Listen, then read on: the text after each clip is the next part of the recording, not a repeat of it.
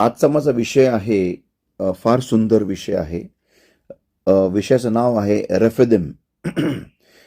परत सांगतो, विषयाचं नाव आहे Rephidim. Exodus chapter 19 and verses 1 to verse 2. निर्गम याचा 19वा अध्याय आणि वचन 1 ते 2 आपण वाचूया. निर्गम 19 वचन 1 ते 2. Exodus 19 verses 1 to verse 2. संताने मिसर देशातून बाहेर निघून गेल्यावर तिसऱ्या महिन्यात त्याच दिवशी ती सिनाई रानात आली आणि ती रफिदिमाहून निघून सिनाईच्या रानात आली तेव्हा त्यांनी रानात तळ दिला आणि इस्रायल तेथे डोंगरापुढे तळ देऊन राहिले. परत वाच.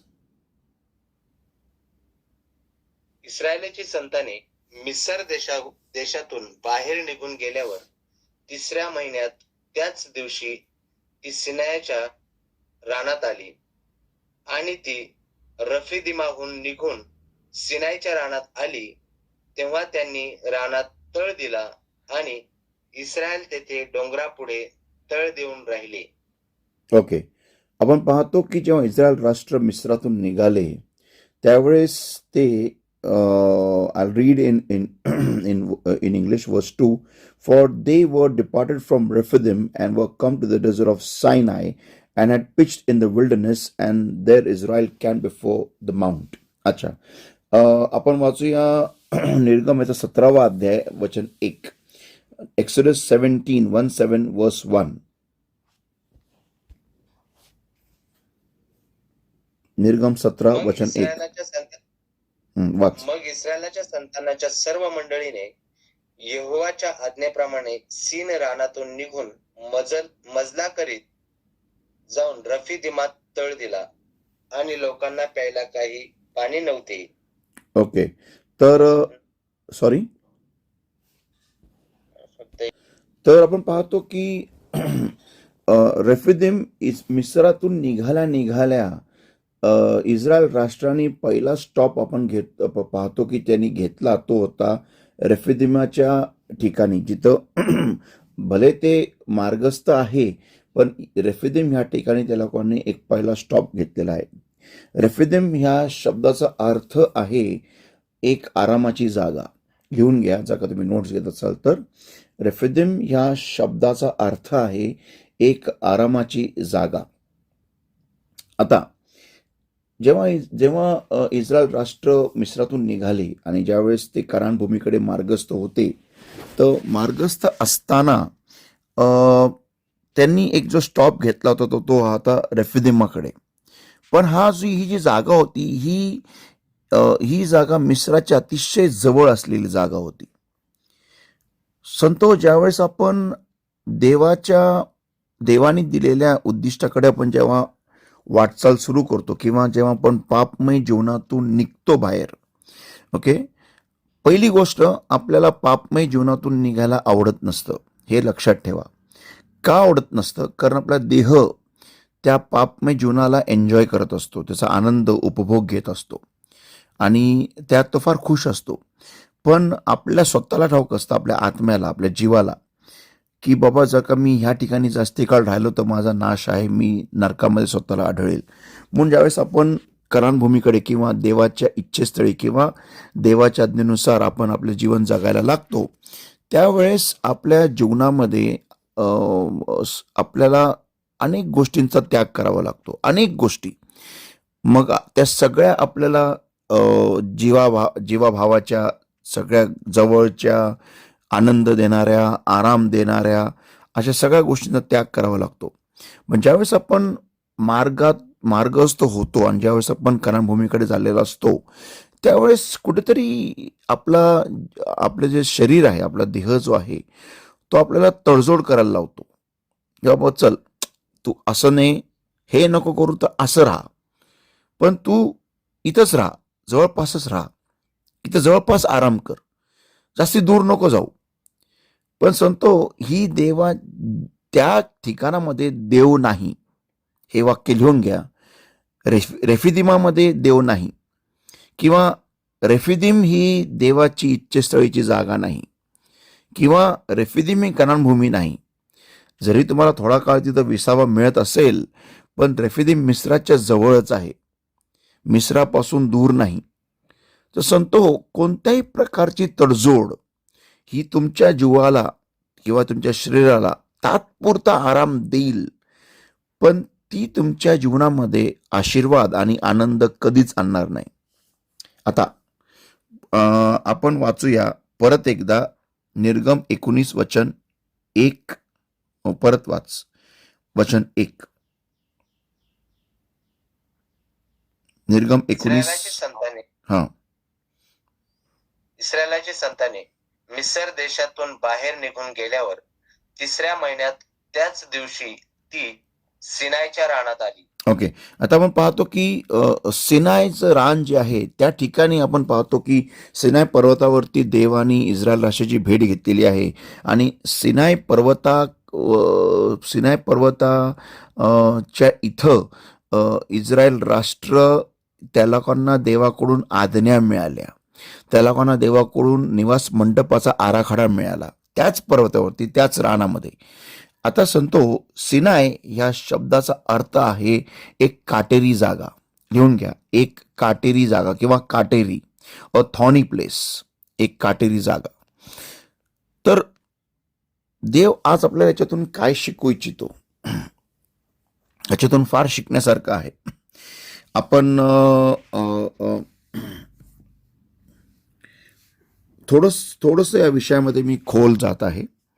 मत्तेचा 17वा अध्याय, मत्ते 17:1-7 आणि वचन 1 ते 5. Matthew chapter 17 1:7 and verses 1 to verse 5. मत्ते 17 वचन 1 ते 5. मग 6 दिवसानंतर येशूने पेत्र व याकूब व त्याचा भाऊ योहान यांना आपल्या बरोबर घेतले व त्यांना उंच डोंगरावर एकांती नेले. तेव्हा त्यांच्या समोर त्याचे रूप पालटले आणि त्याचे मुख सूर्यासारखे प्रकाशले आणि त्याची वस्त्रे प्रकाशासारखी पांढरी झाली. तेव्हा पहा, मोशे व एलिया हे त्याच्याशी संभाषण करीत असलेले त्यांच्या दृष्टीस पडले. मग पेत्र येशूला उत्तर देऊन म्हणाला, हे प्रभू, येथे असणे हे आपणासाठी बरे आहे. तुझी इच्छा असली तर मी येथे 3 मंडप करतो, तुझ्यासाठी एक व मोशेसाठी एक व एलियासाठी एक. तो बोलत आहे इतक्यात पहा, तेजस्वी ढगाने त्यांच्यावर सावली केली आणि पहा, त्या ढगातून वाणी झाली, हा माझा प्रिय पुत्र आहे, याच्या ठाई मी संतुष्ट आहे, याचे तुम्ही ऐका. आमेन, आमेन. आपण पाहतो की येशू ख्रिस्त इथं डोंगरावर गेलेला आहे आणि डोंगरावर गेलेला असताना त्याचं रूपांतर झालेलं आहे. आणि शिष्यांनी त्याच्याबरोबर मोशे आणि एलियाला बोलताना पाहिलं. त्याचे कपडे लखलखीत झाले होते, तो अतिशय प्रकाशाने झळकत होता. आणि या गौरवी प्रसंगामध्ये अडकलेला असताना तिथं पेत्र अचानक तिथं बडबड करतो आणि म्हणतो की Lord it and said unto Jesus, Lord, it is good for us to be here. If thou wilt, let us make here 3 tabernacles, one for thee and one for Moses and one for Elias or Elijah. तर सांगतो, एवढ्या गौरवी प्रसंगामध्ये असताना सुद्धा अचानक तिथं पेत्र बडबड करायला लागतो, किंवा त्याला मराठी शब्द मला आठवत नाही एक्झॅक्टली, वरगळतो असं मला वाटतं. शब्द असेल, चुकीचा असेल का बरोबर असेल, मध्येच काहीतरी बडबड करतो. आणि त्या एवढ्या गौरवी क्षणाचा तो तिथं येऊन तो काय त्याला म्हणतात, एक व्यक्त निर्माण करतो, किंवा त्या क्षणामध्ये एक एक एक अडखळण निर्माण करतो, किंवा त्या क्षणाला डिस्टर्ब करून टाकतो अक्षरशः. And mug, while he yet spake, behold, a bright cloud overshadowed them, and behold, a voice out of the cloud which said, This is my beloved son, in whom I am well pleased. Hear ye him. त्याचं तुम्ही ऐका. तसं तो माणसाला ना जे काय जे काय चांगलं आहे, जे काय गौरवी आहे, जे काय सुंदर दिसणारं आहे, जे काही त्या क्षणासाठी आपल्याला मोहक वाटणारं, आपल्याला शांती देणारं असं आपल्याला जर का वाटत असेल, तर आपल्याला वाटतं इथं देव आहे, हीच देवाची इच्छा आहे, ह्याच्यामध्येच मी आराम करावा, ह्याच्यामध्येच मी विसावा करावा. म्हणून आपल्याला वाटतं हे रेफिदीम म्हणजे हीच ती जागा. पण संतो, रेफिदीम ही देवाची इच्छा आणि योजना नाही आहे तुम्हासाठी. तुम्हाला सिनायकडे जाणं हे गरजेचं आहे. मग तुम्ही म्हणाल, पास्टर सिनाय म्हणजे एक काटेरी जागा, जिथं जिथं जिथं त्रास आहे, छळ आहे, जिथं पाण्याचा पुरवठा नाही आहे, जिथं काही नाही आहे, अरण्य आहे तिथं. मग तिथं का आम्ही जायचंय? बघा, एका आरामाच्या ठिकाणी तुम्हाला देव सापडणार नाही कधी कधी, पण जिथं काटेरी झुडूप आहे, जिथं काटेरी जागा आहे, तिथं तुम्हाला देव आढळेल. म्हणून आपण पाहतो की सिनायच्या पर्वतावरती देव उतरून आला आणि त्यांनी इस्रायल राष्ट्राला 10 आज्ञा व निवास मंडपाचा आराखडा दिला. तर संत हो, we humans have a habit to associate good times with God. आपण मनुष्याला ना एक सवय आहे, चांगले काळ म्हणजे देवाची इच्छा, and bad times or situation with Satan. आणि वाईट काळ आणि वाईट परिस्थिती म्हणजे सैतान. हे आपल्या मनुष्याला ना ही सवय आहे. आपण असे विचार करत असतो संतो. पण मला तुम्हाला सांगू द्या की हे नेहमीच खरं नसतं. हे नेहमीच खरं नसतं. कारण येशू ख्रिस्त जर का त्याच डोंगरावरती राहिला असताना, परिवर्तन डोंगरावरती, तर आज तुमचं आणि माझं तारण झालं नसतं. हे लक्षात ठेवा. जर का तिने पेत्राचं ऐकून त्यांनी जर का 3 निवास मंडप बांधले असते. निवास मंडप म्हणजे काय? जिथं आरामाची ठिकाण, जिथं रिलॅक्स व्हायचे, जिथं आराम करायचा आहे, जिथं तुम्हाला तिथं म्हणजे तुम्ही तिथं पुढे तिथं जे वस्तीचं स्थान आहे, तुम्हाला तिथं मस्त रिलॅक्स व्हायचंय, पुढे जायचंच नाहीये, निवास मंडप. तर that was not the will of the Lord. ही देवाची योजना नव्हती. त्याला काटेरी जागेतून जाणं गरजेचं होतं. येशू ख्रिस्ताला त्याला सिनाय पर्वतावर जाणं गरजेचं होतं. त्याला तिथं क्रूस खांबावर लटकणं गरजेचं होतं. त्याला आपले श्राप स्वतःवरती घेणं गरजेचं होतं. आपले सगळे विधी स्वतःवर घेणं, म्हणजे सगळे रोग राई सगळं स्वतःवर घेणं हे गरजेचं होतं. त्याला श्राप बनणं हे गरजेचं होतं. आणि त्याला परत एकदा पुनरुत्थित होणं हे पण गरजेचं होतं. जर का येशू ख्रिस्तानी पेत्राचं ऐकून त्याच डोंगरावरतीच राहिला असता, त्याच गौरवी परिस्थितीमध्ये, तर संतो तुमचा आणि माझा उद्धार झाला नसता. हो, त्या ठिकाणी स्वर्ग उघडला असता. कदाचित त्या ठिकाणी स्वर्गाचं रेलचेल सुरू झाली असती. आपण असंख्य दिव्यदूतांना पाहिलं असतं, असंख्य महान सेवकांना खाली उतरताना पाहिलं असतं. जर का येशू ख्रिस्त डोंगरावरतीच राहिला असतं तर, पण आपलं कोणाचं तारण झालं नसतं. तर संतो हो, रेफिदीम ही तुमची आरामाची जागा नाही. तुमची आणि माझी आरामाची जागा कुठे आहे माहिती आहे का? कनान भूमी, म्हणजे स्वर्ग, म्हणजे देवाची योजना जी आपल्यासाठी देवाने राखून ठेवलेली आहे. मग ती कितीही काटेरी भूमीतून जावे लागतं, किती त्रास हो, किती छळ हो, किती मनुष्याचा जीव होरपळून जाईल, पण ते पूर्ण करणं, तर प्रवास पूर्ण करणं ही देवाची योजना तुमच्या आणि माझ्यासाठी आहे. आणि म्हणून स्तोत्रकर्ता म्हणतो, स्तोत्र 23 मध्ये वचन 4, yea though I walk through the valley of shadow of death, I will fear no evil, for thou art with me. संदीप वाच स्तोत्र 23 वचन 4, Psalm 23 and verse 4. Psalm 23 verse 4. होय, मृत्यू छायाच्या खोऱ्यातून मी चाललो असलो तरी मी काही अरिष्टाला भिणार नाही, कारण तू माझ्या संगती आहेस. तुझी आकडी व तुझी काठी माझे समाधान करतात. मृत्यू छायाच्या दरीमध्ये तू माझ्या संगती आहेस. संत हो, आपल्याला वाईट परिस्थितीमध्ये जेव्हा देव घेऊन जात असतो, तिथं देव आपल्या संगती आहे. ह्या विश्वास ठेवायची सवय लावा. वाईट प्रसंगामध्ये, छळाच्या भूमीमध्ये, काटेरी झुडपांमध्ये, काटेरी जागेंमध्ये ज्यावेळेस देव आपल्याला चालवतो, तिथं देव माझ्या संगती आहे, देव मला चालवत आहे, हा विश्वास ठेवायची सवय लावा. नुसतं आराम मिळाला, चांगले दिवस आले की हे देवाची इच्छा आहे, सगळं काय चांगलं होतं, ही देवाची इच्छा आहे, असं नाही. तेवढंच नाही, तर काटेरी ठिकाणी सुद्धा, वाईट प्रसंगामध्ये सुद्धा, क्रूस खांबावरती सुद्धा, त्रास परिस्थितीमध्ये असताना सुद्धा तिथं देव मायासंगती आहे ही सवय लावा. अमेन. आपण पाहतो मत्ते 16वा अध्याय आणि वचन 21 आणि वचन 21 ते 23. मॅथ्यू 16 अँड वर्सेस 21 टू वर्स 23. वाच. मत्ते 16 वचन 21 ते 23. तेव्हापासून येशू ख्रिस्त आपल्या शिष्यांना दाखवू लागला की आपण यरूशलेमेत जावे आणि वडील व मुख्य याजक व शास्त्री यांच्याकडून पुष्कळ दुःखे सोसावी व जीवे मारले जावे व तिसऱ्या दिवशी पुन्हा उठवले जावे याचे अगत्य आहे. तेव्हा पेत्राने त्याला जवळ घेऊन त्याचा निषेध केला. तो म्हणाला, हे प्रभू, तुझ्यावर दया असो, हे तुला कधीही होणार नाही.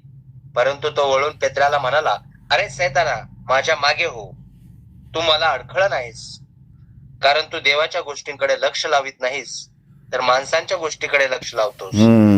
अरे सैताना, माझ्या मागे हो, कारण तू देवाच्या गोष्टीकडे लक्ष लावत नाही, पण तू माणसांच्या गोष्टीकडे लक्ष लावतो. म्हणजे क्रूस खांब म्हणजे सैतान. क्रूस खांब म्हणजे क्रूसाचे छळ म्हणजे हे सैतान करत आहे. म्हणजे आपल्याला हे सवय झालेली आहे. कुठेही वाईट होत आहे, कुठेही जर का आपल्याला त्याग करायला लागतोय, बलिदान करायला लागतोय, नाही नाही नाही नाही, ही देवाची इच्छा नाही आहे. देवाची इच्छा काय? हिरवेगार कुरण, काय ते शांत पाणी. हो, मला मान्य आहे, हिरवगार कुरण पण देवाची योजना आहे, शांत पाणी पण देवाची योजना आहे. पण मृत्यूछायाच्या दरीतून आपल्याला घेऊन जाण्याचा जो प्रसंग आहे, तिथं पण देव आहे, तिथं पण देव मला चालवत आहे. संत हो, रेफिदीम ही तुमची आरामाची जागा नाही. जिथं कुठे तुम्ही तडजोड करताना देवाच्या वचनाबरोबर, that is not the will of God. तिथं ती आरामाची जागा नाही, ती देवाची इच्छा नाही. हे कधी विसरू नका. रेफिदीम ही जागा नाही. जिथं तुम्हाला भरपूर बलिदान करावं लागतं, त्याग करावा लागतो, तुमचा क्रूस खांब घेऊन तुम्हाला येशूच्या मागे चालावं लागतं, ती देवाची योजना आणि इच्छा आहे. हे कधी नका विसरू. संत होतं, आज आपल्याला रेफिदीमातून निघायचंय, आपले तंबू उचलायचे. जर का आपण कुठेही मिस्राजवळ आसपास निघालोय ना, बाहेर निघालोय ना, आता किती निघायचं? म्हणून मी जोहारकडे जातो. जोहार जवळच आहे. दादा डोंगराकडे जा, दूर दूर, एकदम लांब. नाही, जोहार इथंच आहे, लहानच आहे. जोहारकडे जातो मी. नाही नाही नाही नाही, आता मग निघालो ना मी बाहेर मिस्रातून, आता किती निघायचं? जवळच राहतो रेफिदीमाच्या इथंच. तिथं तात्पुरता तुझा हॉल्ट आहे, तिथं नाही. उठ, चल उठ, आपलं तंबू उचल, आपले गाडो बिडो सगळे बकऱ्या मेंढऱ्या घे आणि अजून पुढे जायचं. चल अजून पुढे. Don't encamp near Egypt. हा विषय शीर्षक असं म्हणू शकतो, मिस्राजवळ तंबू लावू नका. Yes, don't encamp near Egypt किंवा Rephidim. God bless everybody. Have a great day. आणि आपण पुन्हा भेटूया उद्या सकाळी बरोबर 6 वाजता अजून एका उत्कृष्ट रोजच्या भाकरीसाठी, फॉर अनदर डेली ब्रेड.